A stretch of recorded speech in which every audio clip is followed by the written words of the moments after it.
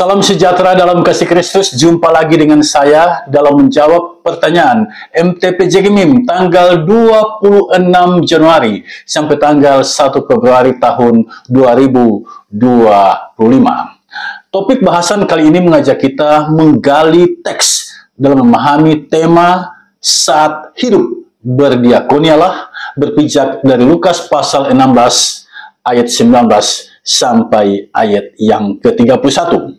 Dengan menjawab pertanyaan yang ada, kita mendapatkan pemahaman atas teks kitab Injil Lukas dan kajian aplikatif merelevansikan kebenaran kitab Injil Lukas.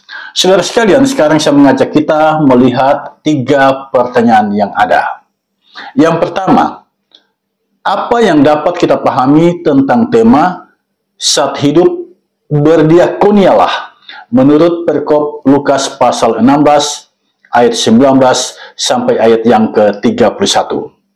Yang kedua, sebutkan dan jelaskan program diakonia yang sudah dilaksanakan oleh jemaat saudara sampai saat ini.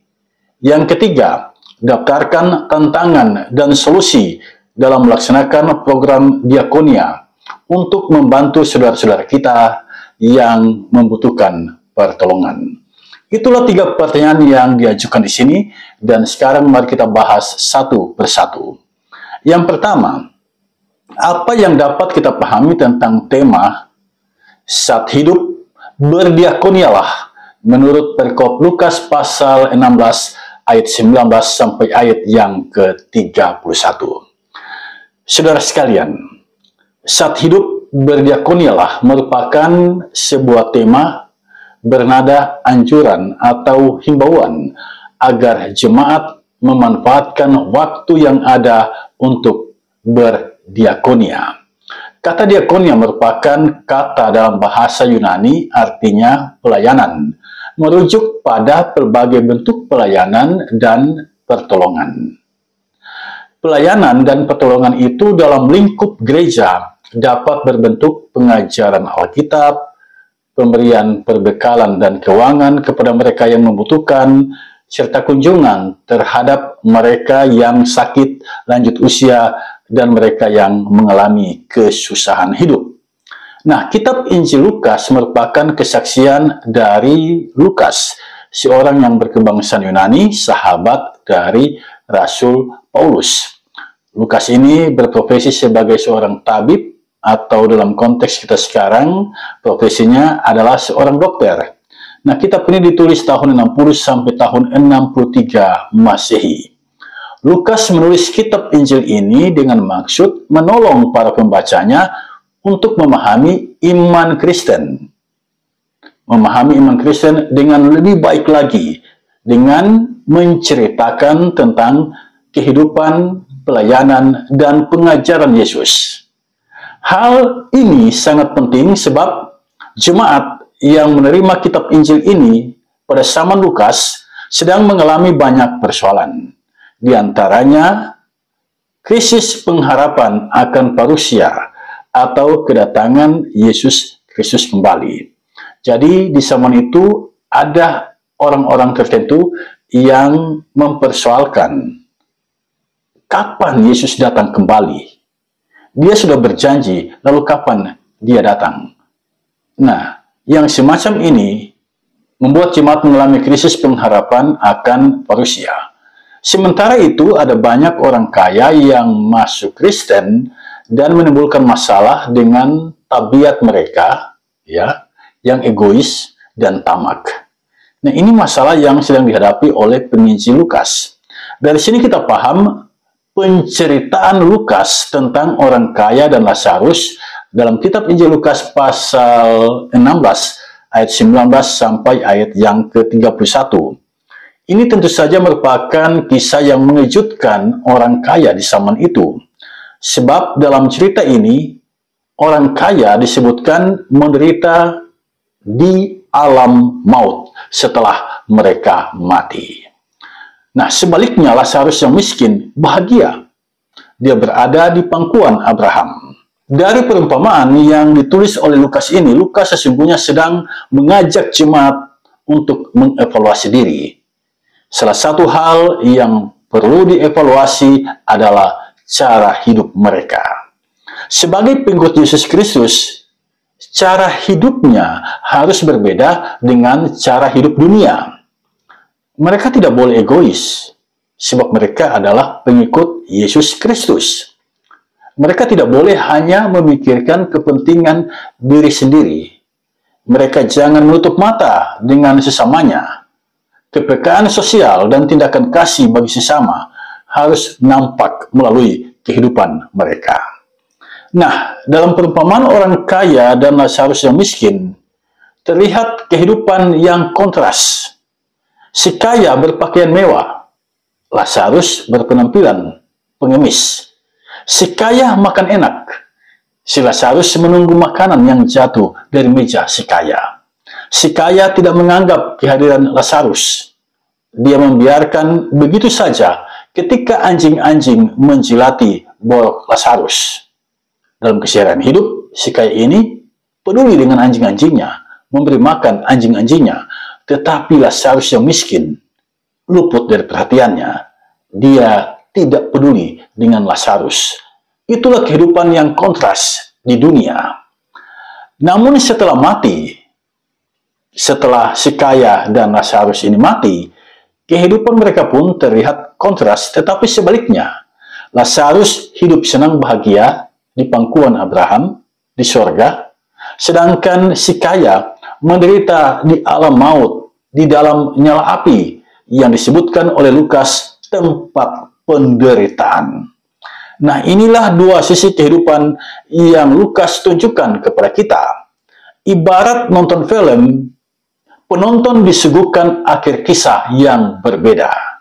Si kaya hidup senang, berpesta, dan tidak peduli dengan sesamanya, berakhir dengan hidup menderita di dalam nyala api, di dalam alam maut, di dalam tempat penderitaan. Si Lazarus yang hidup susah dan menderita berakhir di surga kekal, di pangkuan Abraham. Nah, melalui kisah ini kita memahami apa yang Lukas mau tunjukkan kepada kita tentang cara hidup Kristen. Saat hidup, penting bagi kita untuk berdiakonia. Ya, berdiakonia yang dimaksud di sini dimulai dari kesadaran bahwa hidup itu bukan hanya untuk diri sendiri. Hidup itu bukan hanya berpikir tentang diri sendiri, berfokus pada diri sendiri. Hidup itu harus berbagi. Hidup itu harus menjadi berkat bagi sesama. Itulah sesungguhnya diakonia yang Lukas maksudkan di sini, lewat perumpamaan orang kaya dan Lazarus yang miskin. Demikianlah Bapak Ibu Saudara sekalian, jawaban saya untuk pertanyaan nomor 1. Dan sekarang mari kita masuk pada pertanyaan nomor 2. Pertanyaan nomor 2 di sini, sebutkan dan jelaskan program diakonia yang sudah dilaksanakan oleh jemaat saudara sampai saat ini. Saudara, pertanyaan nomor 2 ini sesungguhnya mengajak kita sharing dan mengevaluasi program diakonal yang ada di jemaat kita masing-masing. Apakah diakonia itu sejalan dengan esensi diakonia yang penginjil Lukas maksudkan? Secara umum, jemaat memahami diakonia itu sebagai pemberian bantuan kepada mereka yang berkekurangan, susah, dan perlu ditolong. Dari pemahaman ini lahirlah beberapa butir program diakonia. Nah, pada umumnya program diakonia itu berupa kunjungan kepada orang-orang yang sakit, kunjungan kepada orang-orang yang berduka cita, kunjungan kepada orang yang lanjut usia, ya, pemberian bantuan berupa uang kepada orang sakit, kepada orang yang berduka, kepada mereka yang ditimpa kecelakaan atau bencana alam. Nah, semua program itu sesungguhnya bukan sebatas meringankan beban mereka. Program diakonia ini diadakan sebagai tindakan kasih, saling berbagi, dan menghidupkan satu sama lain. Program diakonia merupakan tindakan solidaritas bagi mereka yang berkesusahan, bagi mereka yang berkekurangan. Nah, ada juga program diakonia berupa beasiswa. Saya tidak tahu apakah di jemaat Anda punya program ini. Program beasiswa bagi siswa yang berasal dari keluarga yang tidak mampu. Nah, program ini diadakan sebagai tindakan solidaritas agar ada keseimbangan dalam kehidupan. Program diakonia sesungguhnya berpijak pada ajaran Kristus. Kristus telah mengorbankan segalanya demi keselamatan kita. Nah, kita sebagai pengikutnya diajar oleh Kristus untuk saling berbagi satu sama lain. Kelebihan kita dapat kita gunakan untuk menutupi kekurangan orang lain. Dan kekurangan kita dapat ditutupi dengan kelebihan orang lain. Itulah sesungguhnya spirit dari program diakonal dalam gereja. Kita meniru teladan Kristus yang telah mengorbankan nyawanya demi keselamatan kita. Demikianlah Bapak Ibu Saudara sekalian jawaban yang boleh saya berikan untuk pertanyaan nomor 2. Dan sekarang mari kita masuk pada pertanyaan yang ketiga, pertanyaan yang terakhir. Daftarkan tantangan dan solusi dalam melaksanakan program diakonia untuk membantu saudara-saudara kita yang membutuhkan pertolongan. Saudara sekalian, untuk pertanyaan nomor 3 ini ada 3 jawaban yang boleh saya berikan di sini. Yang pertama, tantangan yang kita temukan dalam melaksanakan program diakonia adalah pendapatan jemaat atau keuangan jemaat yang kurang. Ya, ada beberapa jemaat yang kecil yang merasa kekurangan dari sisi pendanaan, dan itu yang menjadi tantangan dari jemaat itu dalam melaksanakan program diakonal. Nah, apa solusinya?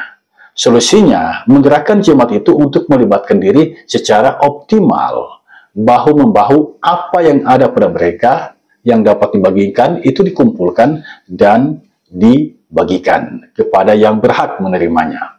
Itulah tantangan dan solusi untuk yang pertama. Yang kedua, tantangan yang ditemukan dalam melaksanakan program diakonia adalah adanya konflik internal. Ya, ada kecemburuan ketika penyaluran diakonia itu tidak terkelola dengan baik. Di situ biasanya muncul kecemburuan. Ada yang merasa saya yang berhak menerima diakonia itu, dan dia mengkritik penyaluran diakonia yang menurut dia salah sasaran. Nah, lalu apa solusi untuk permasalahan yang seperti ini? Solusinya adalah semua diajak untuk bertanggung jawab dan saling mengingatkan. Sehingga program ini bukan hanya menjadi program yang dikontrol oleh pemimpin ataupun pengurus jemaat, tetapi dikontrol oleh semua orang. Yang ketiga, tantangan yang ketiga adalah pembangunan fisik itu menjadi prioritas. Ada jemaat-jemaat tertentu yang merasa jangan dulu kita mengadakan program diakonia. Mari kita fokus pada pembangunan fisik. Lalu diakonia diabaikan. Nah, ini tantangan saudara sekalian. Lalu apa solusinya? Solusinya memberikan pembekalan bahwa di dalam mengelola jemaat, di dalam membangun jemaat, jangan hanya berfokus pada yang fisik, tetapi juga yang non-fisik. Jadi, program diakonia itu harus berjalan, ya, sejalan dengan adanya pembangunan fisik. Tidak bisa kita menafikan salah satunya. Kita harus membuat program itu berjalan seiring, sejalan di dalam 1 tahun pelayanan. Demikianlah Bapak Ibu Saudara sekalian jawaban yang boleh saya berikan untuk pertanyaan nomor 3. Dengan demikian tuntas sudah tanggung jawab saya untuk menjawab 3 pertanyaan yang ada di sini. Mintalah selalu hikmat dari Roh Kudus agar Dia menolong kita semua di dalam memahami kebenaran firman-Nya dan mengaplikasikan kebenaran firman itu di di dalam kehidupan kita setiap hari. Tuhan Yesus memberkati kita semua.